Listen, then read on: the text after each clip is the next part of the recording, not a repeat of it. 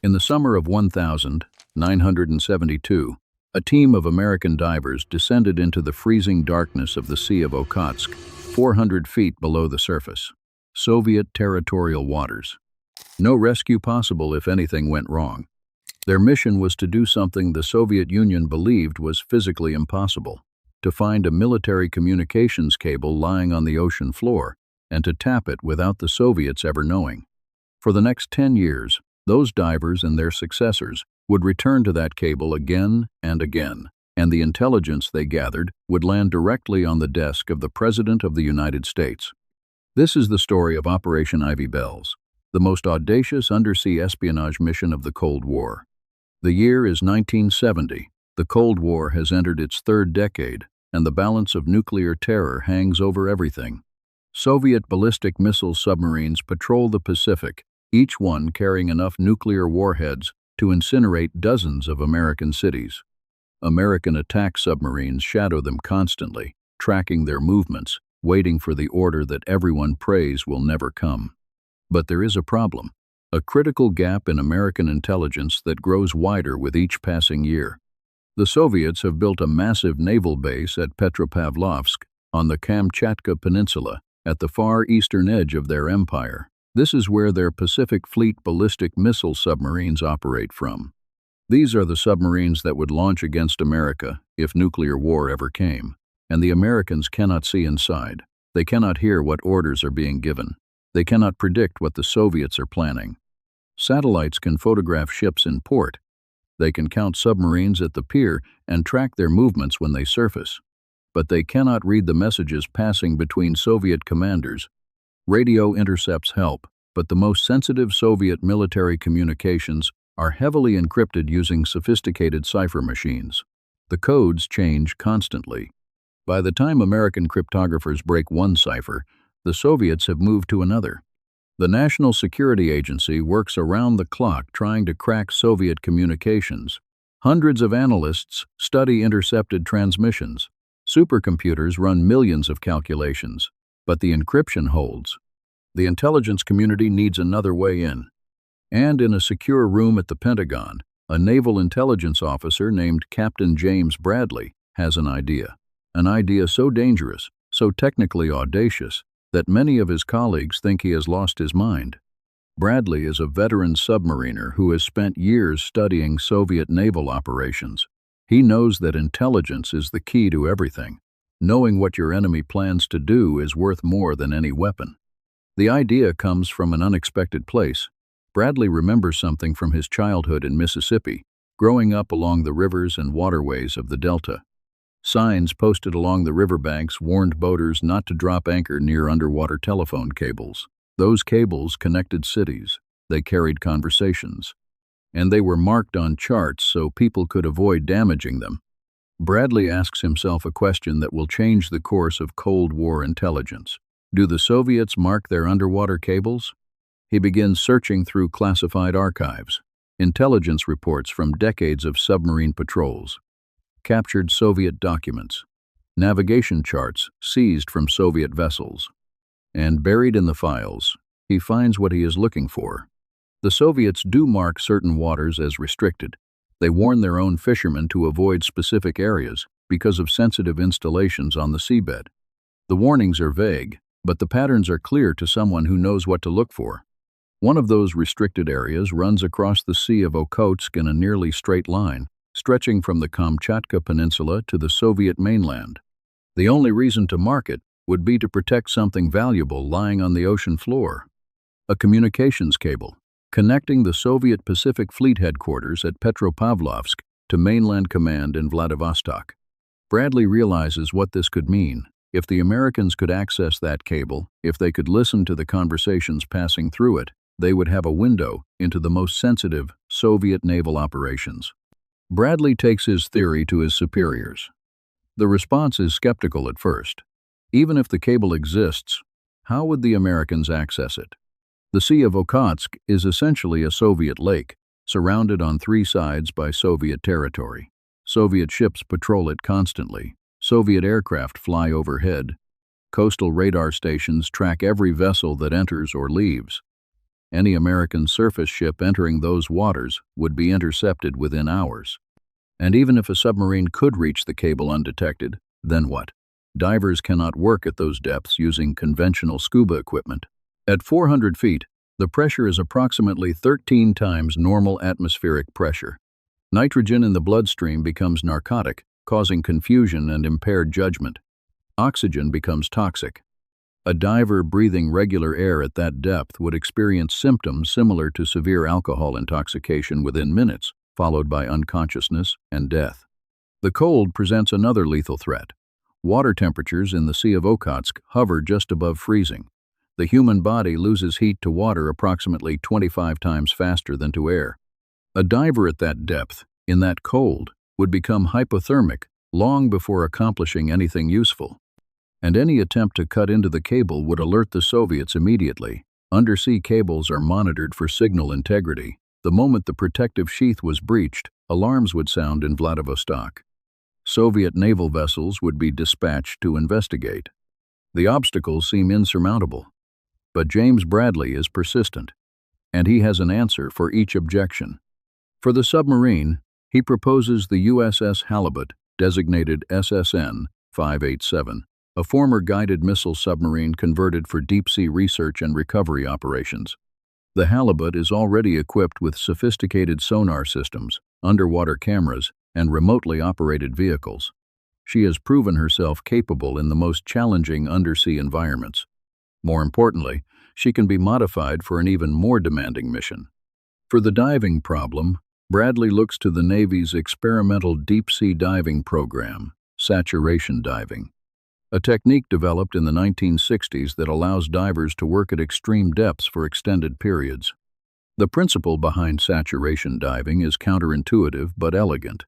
Under normal circumstances, divers must limit their time at depth because gases dissolve into their blood and tissues under pressure. Rising too quickly causes those gases to form bubbles, leading to decompression sickness. The deeper the dive and the longer the duration, the more time required for safe decompression. But there is a limit to how much gas the body can absorb. After approximately 24 hours at a given depth, the tissues become fully saturated. At that point, the decompression time no longer increases, no matter how long the diver remains at depth. Saturation diving exploits this principle. Divers are pressurized to the working depth inside a special chamber aboard the submarine. They breathe a mixture of helium and oxygen instead of nitrogen and oxygen. Helium does not cause the narcotic effects of nitrogen at depth. The divers remain under pressure for the entire mission, living inside the chamber for days or weeks at a time. When their work is complete, they undergo a single lengthy decompression rather than multiple decompressions after each dive. For the TAP itself, Bradley reaches out to an unlikely partner, Bell Laboratories, the civilian research arm of AT&T, the people who invented the transistor and the laser, the best communications engineers in the world. Bell Labs accepts the challenge.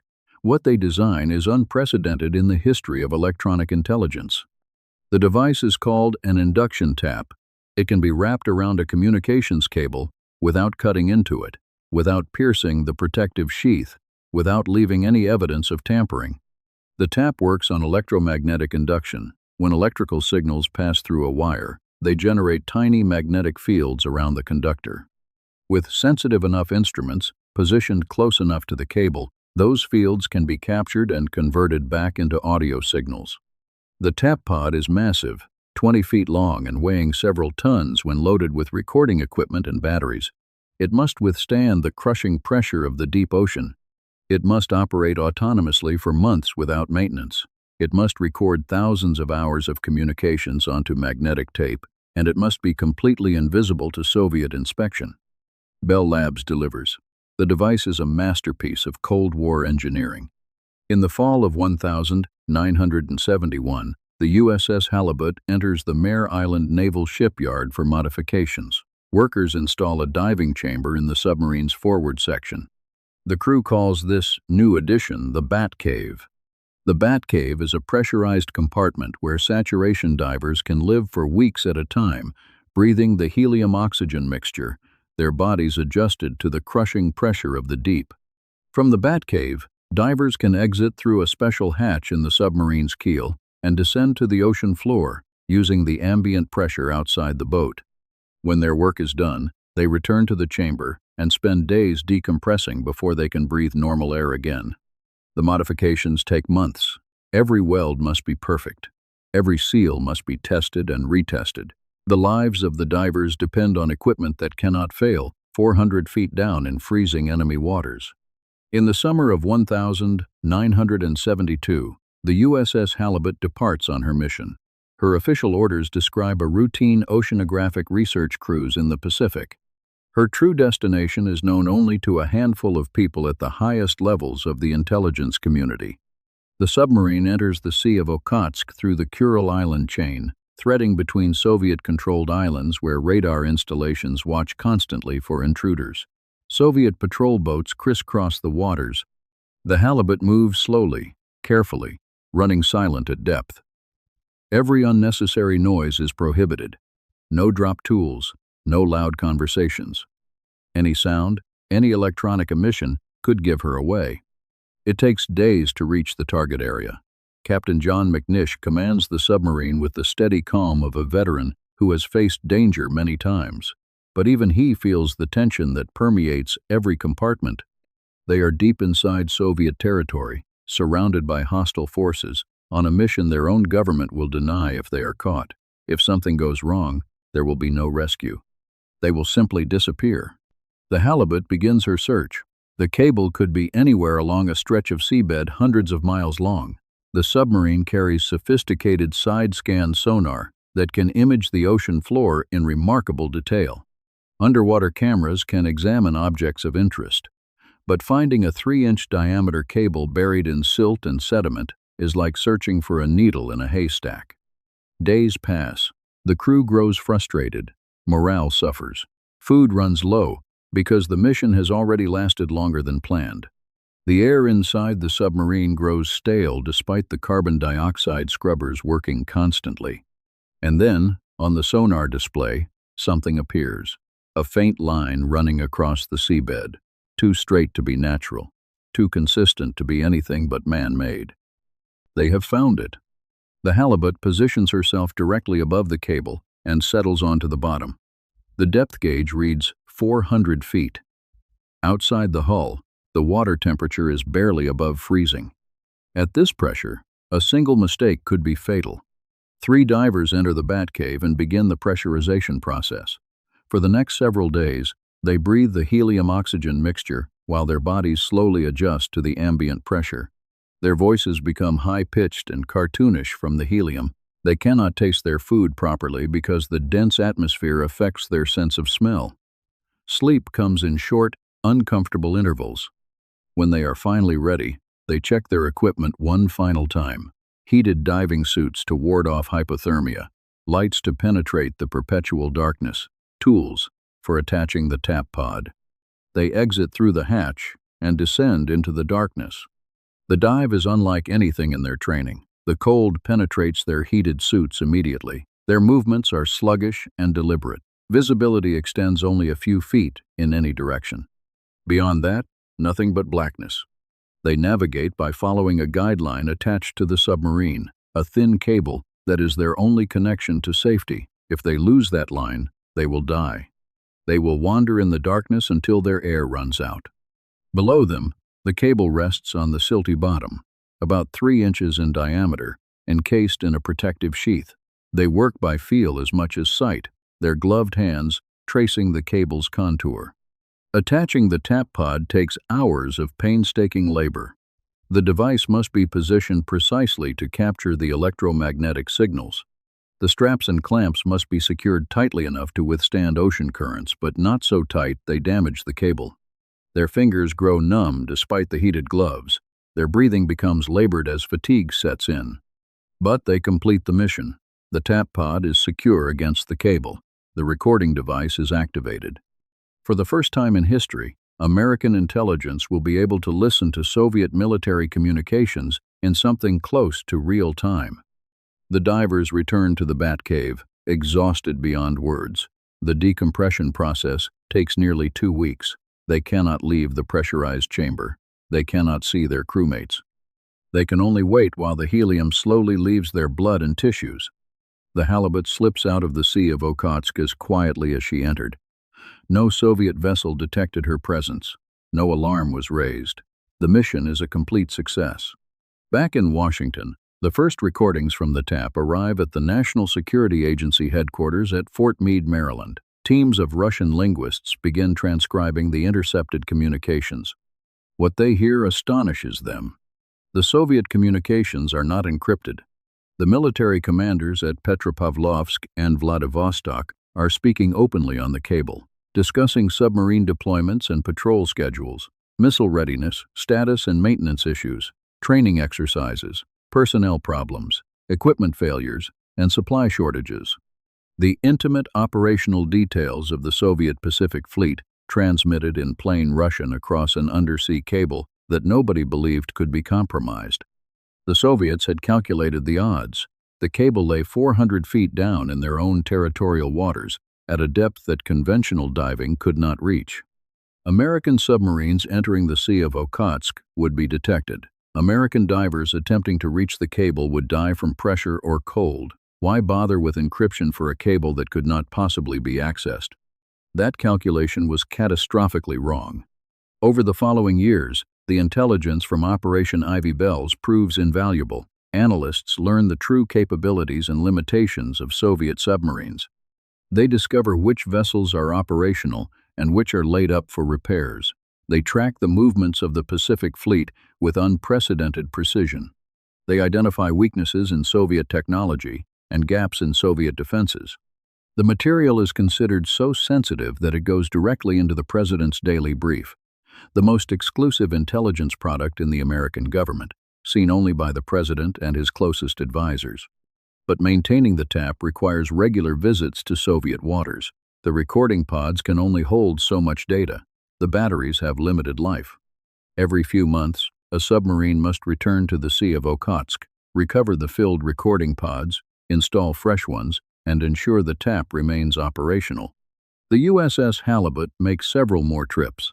Each mission carries the same risks as the first. The divers who descend to the cable live in a world apart from their fellow sailors. They cannot speak of their work to anyone. When they return home, they cannot explain where they have been or what they have accomplished. For these men, there are no medals, no public recognition, no parades. They serve in complete anonymity, risking their lives for intelligence that will never bear their names. In 1975, the USS Halibut is retired from service. The Navy needs a newer, more capable vessel to continue the mission. They choose the USS Parche, SSN 683, a Sturgeon-class attack submarine modified specifically for special operations. The Parche enters service in 1976 and takes over the Ivy Bells missions. Later, the USS Richard B. Russell joins the rotation. The operation continues year after year, a steady stream of invaluable intelligence flowing from the depths of the Sea of Okhotsk to the desks of American decision-makers. By the late 1970s, Operation Ivy Bells represents one of the crown jewels of American intelligence, a source so valuable that its existence is known only to a tiny circle. And then, in 1980, everything falls apart. Not because of Soviet countermeasures, not because of technical failure, but because of one desperate man. His name was Ronald William Pelton, a communications specialist at the National Security Agency who had worked there for 14 years, processing some of the most sensitive intelligence in the American government. He held a top-secret clearance with special compartmented access. He had been trusted with the nation's most closely guarded secrets. He was also drowning in debt. Pelton had gone through a painful divorce. He had accumulated financial obligations he could not meet, credit card balances, car payments, back taxes owed to the IRS. By 1979, his financial situation had become desperate. Collection agencies called constantly. He considered his options and found that he had something valuable to sell: knowledge, secrets, the classified programs he had worked on for more than a decade. On the 14th of January 1980, Ronald Pelton walked into the Soviet embassy on 16th Street in Washington and offered his services to the KGB. The Soviet intelligence officers who received him could hardly believe their luck, an NSA insider, volunteering to tell them everything he knew. Among the secrets Pelton sold was Operation Ivy Bells. He told the Soviets about the cable in the Sea of Okhotsk. He described the location of the tap. He explained how the American submarines entered Soviet waters, how the divers descended to the cable, how the recordings were made and retrieved. The Soviets paid him $35,000, a pathetic sum for intelligence that was beyond price. But Pelton was desperate, and the KGB knew a bargain when they saw one. Soviet naval intelligence moved quickly on the information. Vessels were dispatched to the Sea of Okhotsk. Divers went down to the cable at the location Pelton had specified. They found the American tap pod exactly where he said it would be. The Soviets recovered the device and brought it to Moscow. It was examined by intelligence officers and electronics specialists. They marveled at its sophistication. The technology was years ahead of anything Soviet industry could produce. Today, that device sits in a museum in Moscow, a trophy of Cold War espionage, a reminder that even the most brilliant operations can be destroyed by human weakness. When an American submarine returned to the Sea of Okhotsk for a routine servicing mission, the crew found the tap missing. The cable was still there, undisturbed, but the pod was gone. The intelligence community knew immediately that they had been compromised. Someone had talked. But who? The investigation lasted years. The NSA examined every person who had access to Ivy Bell's information. Polygraph tests were administered. Financial records were scrutinized. The breakthrough came in August 1985. A KGB officer named Vitaly Yurchenko defected to the United States. During debriefings, Yurchenko revealed that the Soviets had a source inside the NSA, someone who had told them about a submarine cable tap, someone who matched Pelton's profile. The FBI moved carefully. They gathered evidence. They built their case. Then, on the 24th of November 1985, they arrested Pelton at his home. He did not deny what he had done. The evidence was overwhelming. His trial lasted 3 weeks in the spring of 1986. The courtroom was closed to the public because of the classified testimony. The verdict was guilty on all counts. Espionage against the United States. At sentencing, the judge spoke directly to him. The damage you have done to this country is immeasurable. You betrayed the trust of your colleagues, your government, and your nation. You sold secrets that cost billions of dollars to develop for the price of a used car. Ronald Pelton was sentenced to 3 concurrent life terms in federal prison. He would spend more than 30 years behind bars before his release in 2015. For the divers who had descended to that cable in the freezing darkness of the Sea of Okhotsk, Pelton's betrayal was deeply personal. They had risked their lives for intelligence that was sold for pocket change. They had kept their silence for years, never able to tell anyone what they had done, and their sacrifice had been rendered meaningless by one man's greed. Many of those divers are gone now. Those who remain rarely speak of their service. The full details of Operation Ivy Bells were not declassified until decades after the Cold War ended. But the legacy of what they accomplished endures. Operation Ivy Bells demonstrated that no communication system is truly secure. The Soviets believed their undersea cable was invulnerable. They were wrong. The operation also revealed the fragility of human systems. A decade of painstaking work, billions of dollars in technology, the lives of dozens of sailors and divers who risked everything, all of it rendered worthless by a single traitor motivated by nothing more than money. Today, undersea cables carry approximately 95% of all intercontinental data traffic. Billions of messages flow through fiber optic lines laid across the ocean floor. The technology has evolved beyond recognition, but the fundamental vulnerability remains. The men of Operation Ivy Bells understood this reality before most of the world knew it existed. They descended into the cold and the crushing pressure because their country asked them to. They faced risks that few people can imagine: hypothermia, equipment failure, discovery by Soviet forces, the knowledge that if anything went wrong, they would die alone in enemy waters. They accepted these risks because the intelligence they gathered might prevent nuclear war, might give American leaders the information they needed to navigate the most dangerous confrontation in human history. That is the burden they carried. That is the sacrifice they made. And for most of their lives, they could never tell anyone about it. The Cold War is over now. The Soviet Union collapsed in 1991. The submarines that once carried nuclear missiles have been scrapped or converted. The men who faced each other across the abyss have grown old. But the ocean remains. In its depths, the competition continues. New cables carry new secrets. New technologies enable new forms of surveillance. New adversaries pose new threats. The lesson of Operation Ivy Bells is simple. In the silent war beneath the waves, there are no permanent victories. There are only temporary advantages, hard-won and easily lost. The divers who tapped that Soviet cable understood this better than anyone. They worked in darkness, in silence, in complete anonymity. They accomplished something remarkable, and they came home to lives where they could never speak of what they had done. Some secrets are worth keeping. Some missions are worth the risk. Some sacrifices go unrecognized for decades. The men of Operation Ivy Bells made those sacrifices. For 10 years, they listened to the heartbeat of the Soviet Navy, 400 feet below the surface of the Sea of Okhotsk. That is their legacy. That is their story. And now, after decades of silence, it can finally be told.